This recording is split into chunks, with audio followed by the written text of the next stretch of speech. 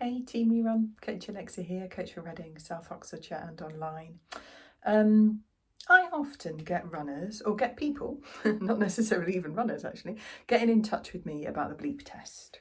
So you might have done this at school back in the day, I certainly did. It's a fitness test, kind of vaguely trying to test our speed endurance.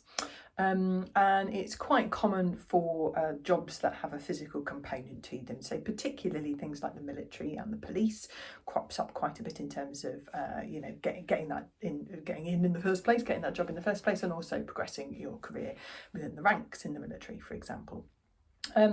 So it's definitely something that as a coach I can help with a training plan. So with as little as sort of 6 weeks notice, you can start making improvements in people's fitness and the aspects of fitness that the test is trying to look at improving.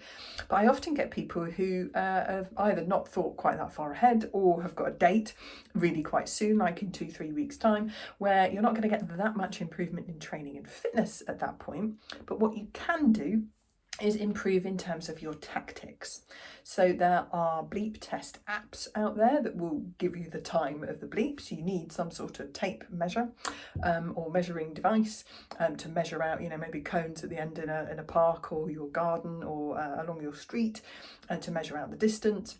And practicing it in itself will help improve your performance.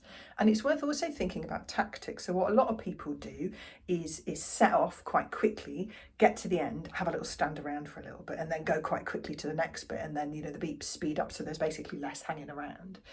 Now, what you're effectively doing there is doing a bit of an interval style session. So actually, a better tactic is to, instead of sort of a spiky interval session in sort of with almost recoveries in between, and then just the recoveries getting smaller and disappearing, what is better for your overall progress and being able to last longer in the Bleep Test is to treat it more like a progression session, which as runners we be more familiar with. So you can actually do the first 1 or 2 at a brisk walk, then very gradually getting into a run. So you're aiming to get to the end just in before the beep.